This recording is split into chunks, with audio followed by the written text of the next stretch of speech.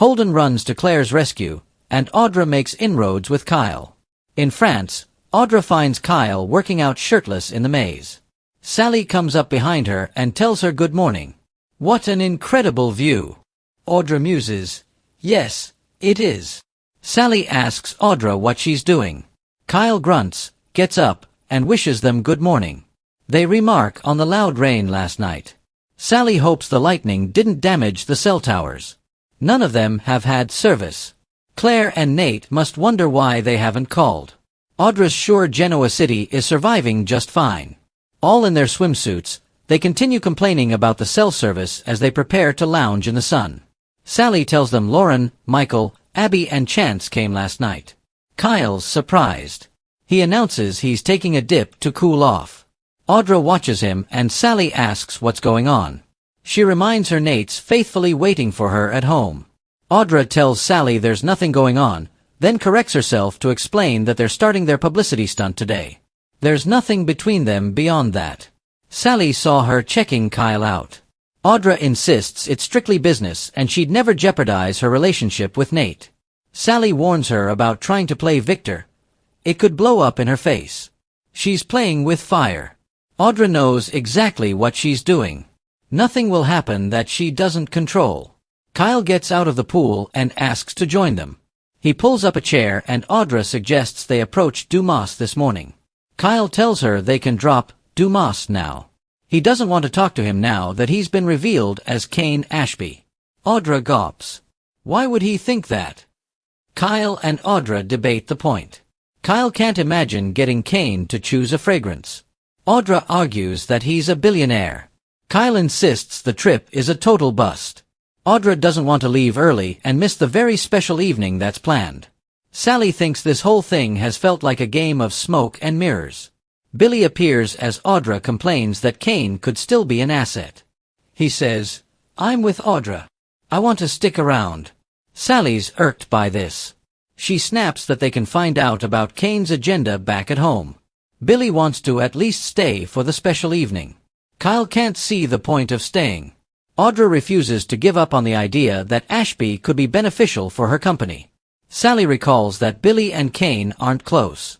He argues that he respects what he did to get back in everyone's good graces. Sally thinks it's a smokescreen for a shady business deal. Billy points out they may not have a choice but to stay. Carter told him the storm last night wiped out the tracks and the road up to the chateau. They might not be going anywhere anytime soon. Sally's starting to feel like a hostage, so Billy teases her and they run off to get mimosas. Kyle complains to Audra about being trapped there. Audra agrees. She can't fall off the map like this. Kyle's sure Claire's wondering why they can't talk.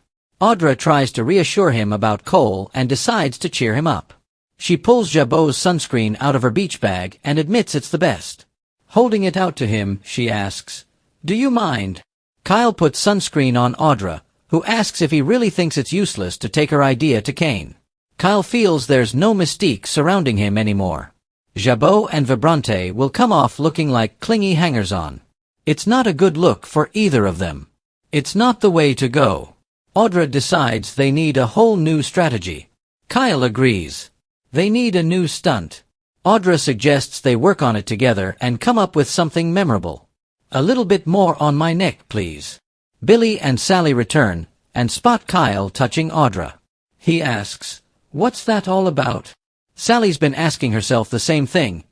Every answer she comes up with sounds more and more like trouble.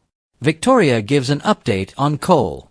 Esther brings Claire and Victoria some tea at Crimson Lights and asks about Cole.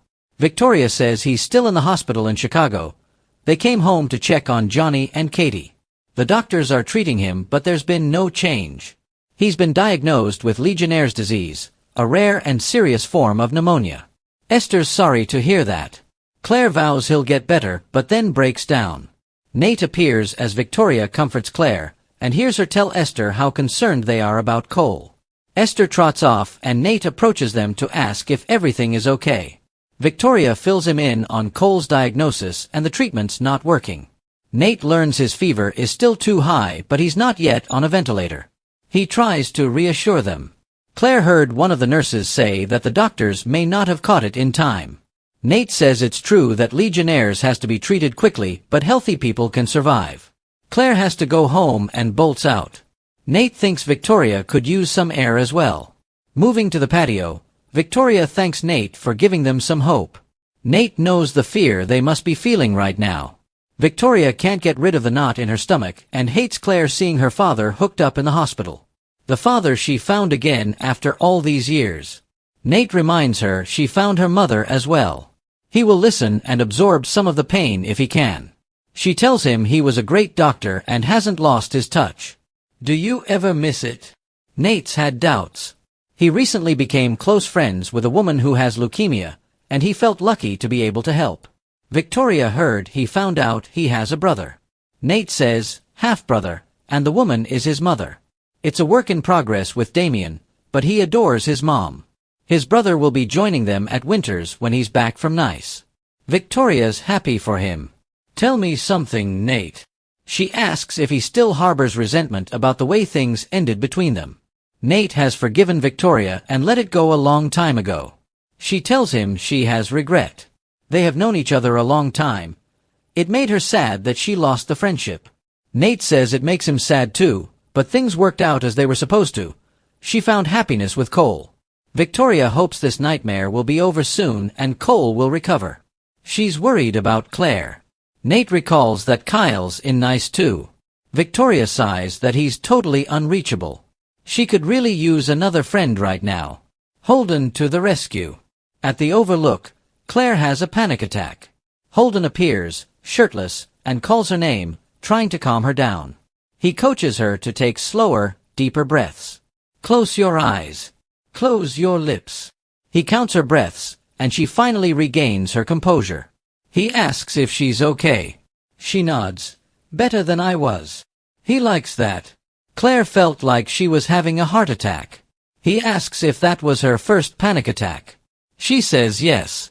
He knows the feeling. He suffered massive anxiety in his teens.